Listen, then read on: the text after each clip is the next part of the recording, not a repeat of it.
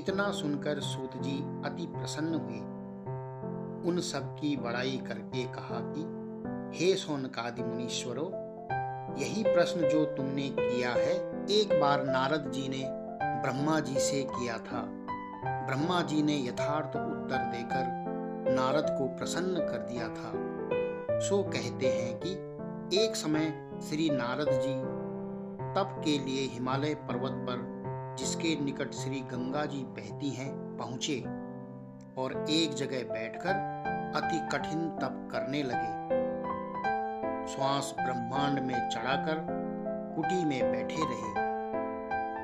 ऐसी कठिन तपस्या देखकर इंद्र अति भयभीत हुए और समझे कि नारद हमारे पद को प्राप्त होने के लिए ऐसा कठिन तप करते हैं। रीति है कि व्यभिचारी मन पापी लोग कौवे की तरह डरा करते हैं। सो इंद्र ने चाहा कि नारद के तप में अंतर आ जावे। तुरंत इसी इच्छा से काम को बुलाया। कामदेव तुरंत आया। इंद्र ने कहा कि हे मित्र, आपके द्वारा हमने बहुत गर्ववानों का अहंकार तोड़ डाला है। देखो, नारद हिमालय पर्वत पर शिव का तप करते हैं। हमको संदेह है कि वे हमारे पद को न छीन लेवे। इसलिए आप ऐसा उपाय करें जिससे नारद का तप भंग हो जावे। यह सुनकर कामदेव ने अपनी सब सामग्री सजाई और नारद के निकट जाकर अपनी संपूर्ण माया प्रकट की। अर्थात नाना प्रकार के पुष्प खिले खिलाए और कोकिला आदि पक्षी अपनी मीठी मीठी वाणी बोलने लगे। तीनों प्रकार की शीतल मंद मंद सुगंधित जो कामदेव के उपजाने वाली है, पवन चलने लगी। छहों ऋतु प्रकट हुई और रंभादि उत्तमोत्तम अप्सरा जो नाचने और गाने में अति प्रवीण थी, नृत्य करने लगी। यह विजय करने वाली सेना देखकर काम अति प्रसन्न हुआ। वहां जाकर जो जो कर सका वह किया, पर नारद का मन कुछ चलायमान न हुआ।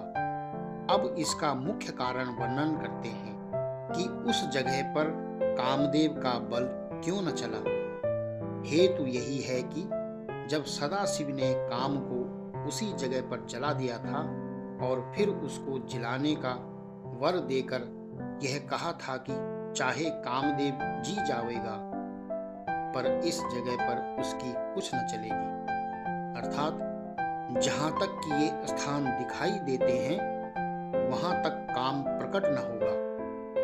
इसी कारण कामदेव निराश और निर्लज्ज होकर इंद्र के निकट जा अपने निरर्थक लौट आने का हाल कहा और संपूर्ण सभासद कामदेव का वर्णन सुनकर आश्चर्य से नारद की स्तुति करने लगे।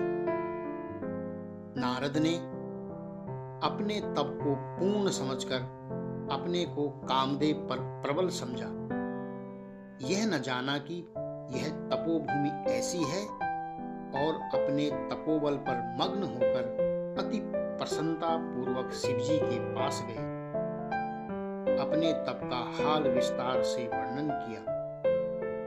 शिवजी ने उत्तर दिया कि कामदेव का जीतने वाला तीनों लोक में कोई नहीं है। अब हम तुमको समझाते हैं कि तुम विष्णु लोक में यह बात न कहना।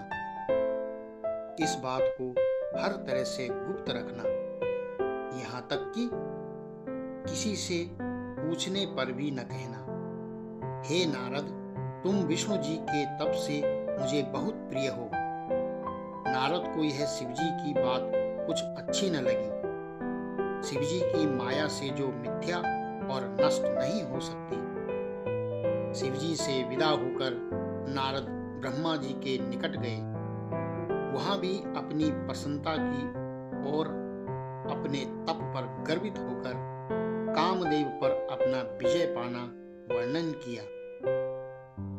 ब्रह्मा जी अपने पुत्र का ऐसा अहंकार देखकर सदाशिव की भांति समझाने लगे, पर नारद को बहुत ही अहंकार हो गया था। इस कारण पिता का समझाना फलदायक न हुआ। विष्णुलोक में भी उसी अहंकार से गए। विष्णु ने उठकर कंठ में लगाया, पूछा कि अब तक तुम कहाँ रहे? नारद ने अपने तप और कामदेव पर विजय पाने आदि का हाल कह सुनाया। यह सुनकर विष्णु जी हंसे और महादेव जी की इच्छा समझकर कहने लगे कि तुम धन्य हो, धन्य हो। हे शिव, आपकी माया जिसके बल से संपूर्ण संसार अज्ञान और भूला हुआ है, शिव के चरणों के स्मरण में नेत्र मूंद चुप हो रहे। सदाशिव की इच्छा भली भांति समझ मधुर वचन से कहा कि हे नारद, जो मनुष्य ब्रह्मज्ञानी संसार को छोड़े हुए ईश्वराराधन से वर्जित है, उसके मन में मोह उपजता है। आपने तो ब्रह्मचर्य अंगीकार किया है, काम तो आपका क्या कर सकता है? आपके चरणों की सेवा से भय दूर होता है, काम की कुछ नहीं चलती। ऐसी वार्ता सुनकर नारद और भी अहंकार में डूबकर कहने लगे कि यह बात केवल आपकी कृपा से प्राप्त है। यह कहकर नारद जी विदा हुए। उसी समय सदाशिव जी की माया से नारद जी के मार्ग में एक बहुत अच्छा शहर बस गया, मानो दूसरा स्वर्ग है। लंबाई उसकी 400 कोस की और वहां के स्त्री पुरुष नाना प्रकार से विहार करते। वहां के वासियों का रूप देखकर काम लज्जित होता था। एक शीलनिधि नाम राजा वहां का राज्य करता था, जिसके यहाँ स्वयंवर था।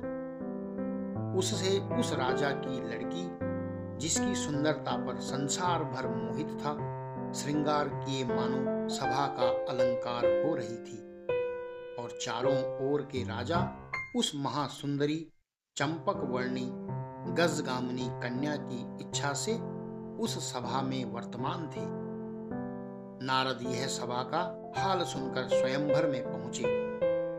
राजा ने इनका अति आदर सम्मान करके अपनी लड़की को बुलाकर नारद के सामने किया। पहले नारद जी उस कन्या का अनूप रूप देर तक देखा किए।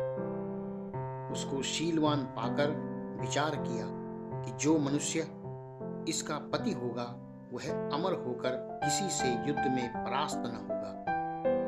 यह बात अपने मन में विचार कर फिर अपनी राह चले गए, पर मार्ग में काम से अति विह्वल होकर बुद्धि के विपरीत काम के जाल में फंस गए। विचार किया कि रीति है कि सुंदर स्त्री स्वरूपवान पुरुष को चाहती है, हम सुंदर नहीं हैं, उसको किस तरह पावेंगे? सुंदरता सबको भाती है।